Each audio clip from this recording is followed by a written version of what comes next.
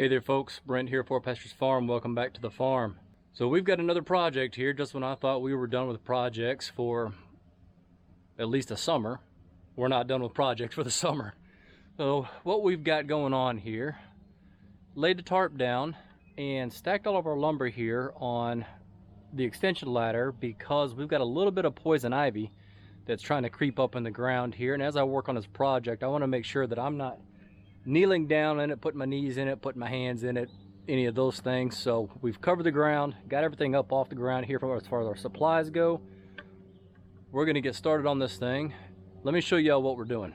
All right, before we get into this, I'm going to tell you that I've done some extensive online research. Maybe that's an oxymoron, extensive online research, whatever. I have looked at several videos from Chuck out at Sheraton Park Farms on his setup, and he even did a video weighing the pros and cons of a couple variants of this item, and what he said makes sense. A lot of the pros for the variant that he went with are pros that I like. A lot of the cons on the variant that he did not go with I also thought were great points he made. So we're taking a sheet out of Chuck's playbook, and also Red's Toolhouse YouTube channel has done some videos on this. So here's what we're doing. The John Suscovich Chicken Tractor. Boy, the sweat beads are wearing me out. Come on. So obviously I've got the book here written by John Suscovich. It's got instructions in there on how to build his chicken tractor. Go on. I've also got the book from Joel Salatin's Polyface that shows his variant of a chicken tractor. Now, there are several things about this that make sense. There are several things that don't, right? One of the things that I don't like is that when it's time to get these birds out of here, you basically have to crawl inside this thing to get them, and they're only about 2 feet tall. I don't fit in a two foot tall box very well. This variant here, as you can see, has a people door. So when you have to go in and get birds, or go in and deal with water or food, or unfortunately have to get a dead animal out of the tractor, you just walk right in. There's no getting down on your hands and knees to get in there and get after it. Now, Joel Salatin has a bunch of interns that work for him that I assume are the ones that are voluntold to go in there and get animals out of these low boys. I ain't got those, so we're going with the tall boy. Here we go. Hey, actually, before we do this, you might be wondering why I need a chicken tractor. Maybe you're wondering, maybe you're not. If you didn't see the earlier video, let me tell you. So we've got the egg mobile that's got all of our egg layers in it. At some point in time over the course of the spring, April-ish, late April maybe, early May, I don't even remember at this point, I picked up 4 turkeys at Tractor Supply. Those turkeys can't get in and out of the automatic door on the egg mobile once they're full grown. They can get in and out now, but they're so small you can't leave them outside. They're, they'll stand out in the rain and freeze or drown to death. So we've got them in a brooder here. We're going to get this built, so as soon as they're big enough to come out of the brooder and go outdoors, they can just go right into this John Suscovich tractor. So there you go. Here we go.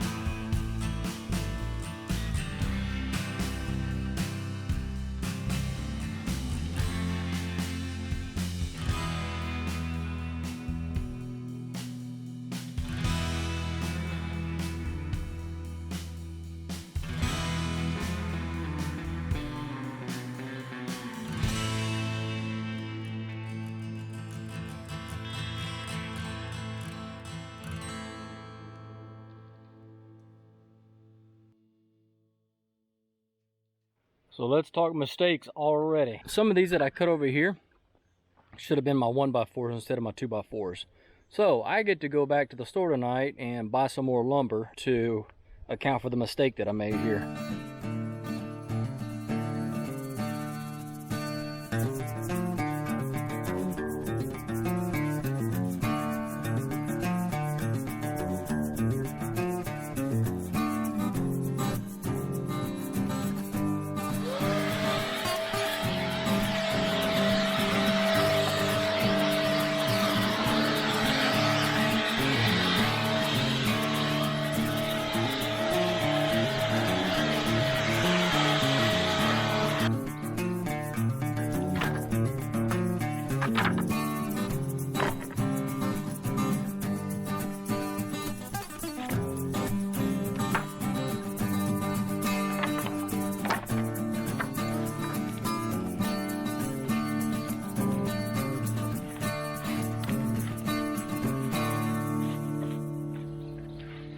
Good morning. Start of a new day. Ran by Lowe's this morning and picked up a couple pieces of replacement lumber for the miscuts that I had yesterday. Mistake cost me, I think, 18 bucks. We'll call it 20, so $20 mistake. Although it may not be a full-on mistake. I intentionally have not bought, bugs are flying around this morning. I intentionally have not bought the axle or the wheels for this chicken tractor just yet because I want to make a modification. That modification will require additional lumber, and I think the offcuts yesterday from the mistakes that I made can be used to make that modification. So technically I guess it's not a mistake. We'll see how it goes. Let's get to it, y'all.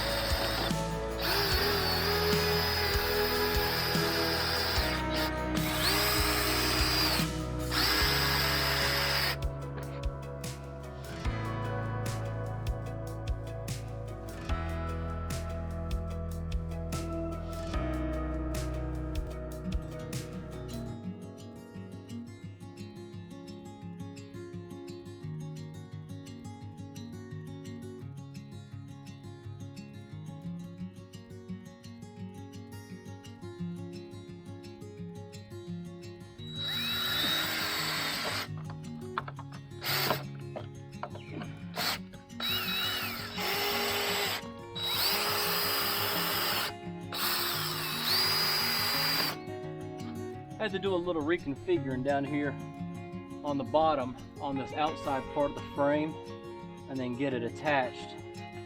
When I did that, I had to cut these. Now I don't know where I went wrong, but I feel like this is going to work out better than, certainly than what I had, maybe even better than what's in the book. The book isn't exactly clear on how to assemble these parts, you know, which part goes inside, which part goes outside, where it overlaps, where it doesn't. It just gives you a diagram of all your parts laid out and just says start assembling. So some of it's figured out as you go, trial and error. All right, we'll see how this goes. Here we go. That figures I put my hinge here about 1/4 of an inch too high.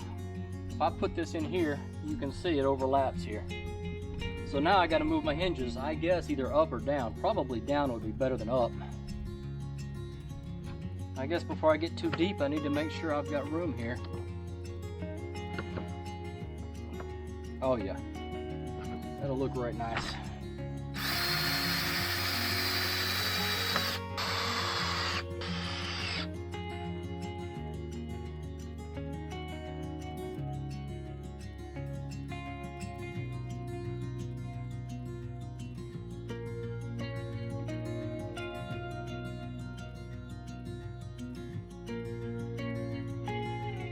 So here's what I found.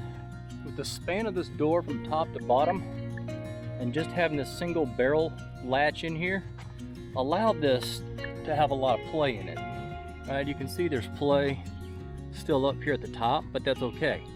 What I didn't want is play down here at the bottom. You could very easily just push this open and get something in there, right? If a raccoon or something wanted to push on it, could easily reach in there and probably just nose his way all the way through there.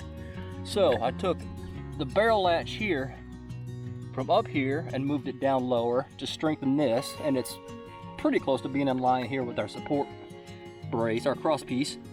And then I also just put a small wedge here on the back, and that prevents this from being able to be pushed in.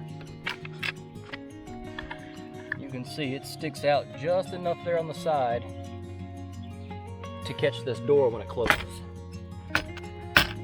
Right? As far as it'll go. And then to hold it up here, just a simple latch. Now, yes, there's play up here, but the chances that something's gonna crawl, you know, 4.5 feet up into the air on the outside of this thing and get in is pretty slim. Possible, yes. Probable, not really. So I'm happy with a little bit of play up here and security down here at the bottom where all the ground dwelling critters like to roam. So I made another modification here real quick. There initially was a 1x4 down here that part of this frame for the door was screwed into. I just took that out completely. Took the vertical braces that tied my door frame to my cross piece down here on both sides, moved them to the inside, and then this one here, like it was before, I left overlapped so that the door can't be pushed in from the outside. I don't know why that's not part of the design anyways. It'd save you an entire piece of lumber, 1x4. Now, y'all have to realize I'm on uneven ground here. And so when you look down right through here and you see this board here sloping downhill, yeah, I know. I'll have to come back and fix it here pretty soon before that glue sets in. Same thing with this one here. And I don't know how well y'all can tell, but it is a downhill slope for sure. We'll get it fixed up.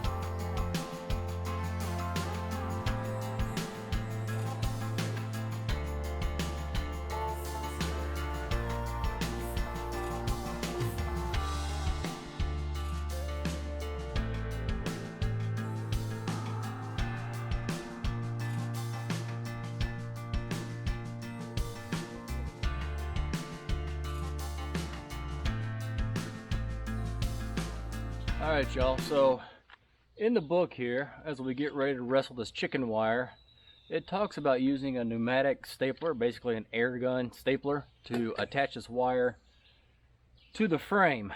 Now, I have one of these that I use around the property for putting up like no trespassing signs and just other knick-knack kind of things to do. Just your janky old Harbor Freight nail stapler gizmo. This pressure treated wood though is so hard and just still saturated with, I get whatever they treat it with, that this won't even go into it. I put a couple of staples in here and they just bent. I'm surprised they're even holding what's here now. So I have to run to town now and get a pneumatic stapler. It's a one-time expense, but it's not an expense that I was anticipating. I don't know, maybe I've got other uses for it on the farm at some point. I just don't know what they are. We'll see. So off to town we go.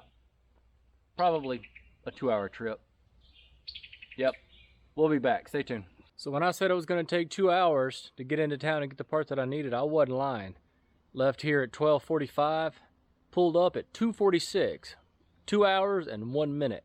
I couldn't have guessed it any closer. By the time we got in there, got the tool that we needed, put some fuel in the vehicle, and grabbed a bite to eat and got back out here. 2 hours and 1 minute. There you go.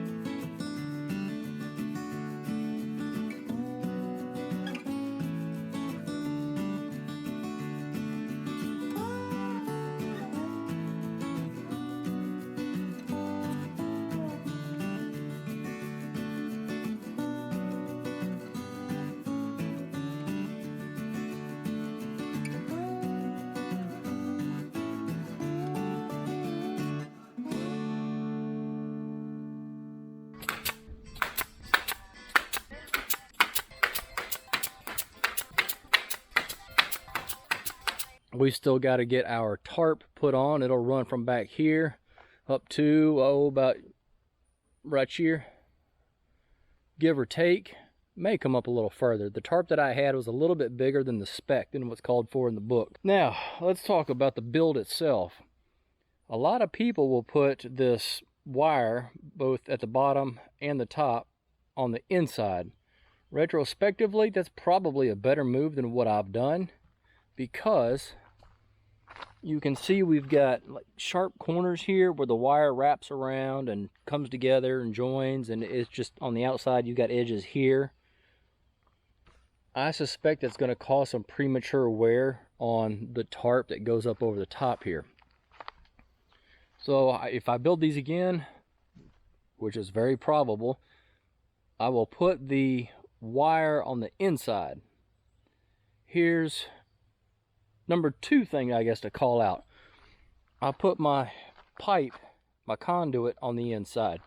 Now, you've seen people, if you've watched any of these videos, you've seen people on the internet, they'll put, some of them put on the inside, some of them put on the outside. I've even seen some people that drill holes in their 2x4 here and put the pipe down in that. Now, that idea seems like it may be the way to go. However, if rain comes down and gets in there, it's going to run right down this pipe into that drilled hole and settle in there and prematurely rot your 2x4s. Now, yeah, they're pressure treated, but you get water pooled in there, it's not going to last long regardless of what it's treated with. Now, I did go with, I don't know if you can see through here or not. Here, let's do this. Let me show y'all. I went with pipe fasteners instead of just screwing through the pipe. See there, went with these. The instructions say to drill through here and drill it in, screw it in directly into the wood. And, I didn't want to try and deal with drilling through this and then screwing through it into the wood. To me, it's just easier to do this. I did struggle, and of course, it's the first time I've ever actually used one. Struggled with the pipe bender, getting the angles right. I'm still not thoroughly satisfied with what I've done, but for the first time I've ever done it, it ain't too bad. We'll get some zip ties here. You can see where the chicken wire overlaps. We've got a flap inside. It doesn't hurt anything. It just looks like junk. I suppose once we put the tarp on there, you won't see it. But my luck, I will come in here to refill a feeder or a waterer and catch my head on it or something. There's no telling. Just try and clean it up some. For what it is, first go around, it ain't too terribly bad. The corners here are a little sloppy, and this is just part of the design, and maybe if you put this wire on the inside, it wouldn't be as bad. Bending around these corners is kind of a pain. You see some people that will come in here, they'll put an extra 2x4 from here down, butt it up against the one that's already in there, and so when you wrap around here on the outside, it's nice and flush. I wasn't going to fool with that. It's not going to make that much of a difference. I did intentionally leave here as I cut around this 2x4 on the outside. I did intentionally leave this hot mess here. My hope is that if something ever decides to try and get in here from a corner, it's going to get a mouthful of those little sharp pieces and decide to go elsewhere. Same thing here on all 4 corners are like that. I just left that little tab sticking out with the sharp edges, hoping it'll act as a deterrent at some point if that ever needs to be a deterrent. Yeah, see here, I see all these edges. This is going to wear my tarp out.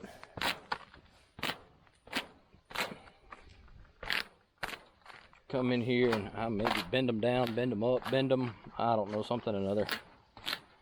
Now, if I like this design enough, what I will likely do is come in here and just get rid of the tarp entirely.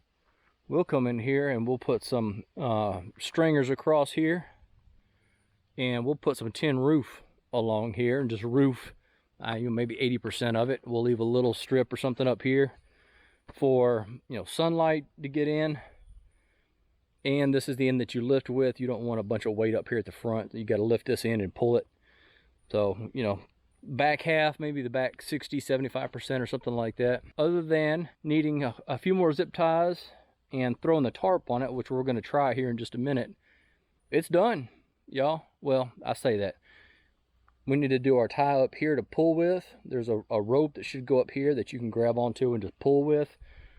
And then back here, we still got to deal with putting either wheels on there or the modification that I was looking at. We've got to get bolts put in here, and it calls for like lawnmower tires, basically cart tires that go on here so that you can pull it.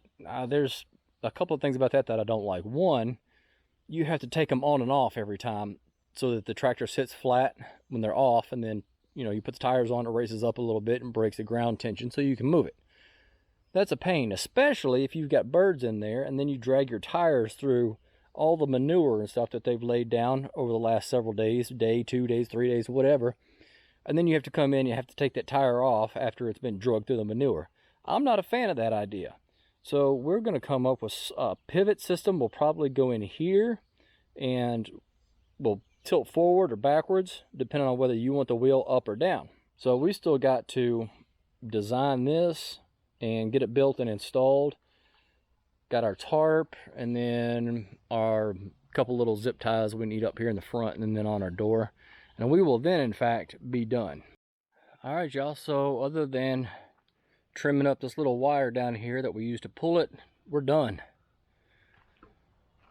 Got everything framed in, got zip ties. Actually, I need to trim a couple zip ties here. We've got our drinker and our feeder in there. Got wheels on, at least temporarily. I thought these were solid rubber wheels. They're not.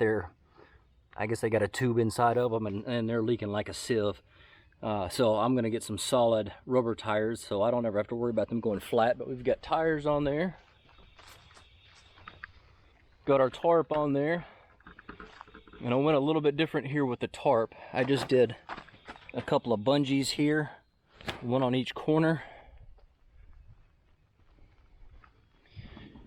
The book calls for zip ties, and I may come back and do that, but I had these unused. I figured I might as well just go on and use them.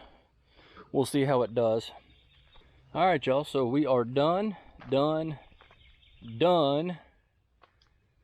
we'll get our turkeys moved out onto some fresh pasture.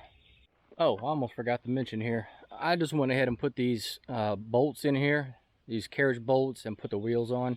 I'm going to wait and see how these do, and then decide probably in the fall if I want to do the modification here with the pivot axle to raise and lower the wheel on its own shaft. This thing here, priceless.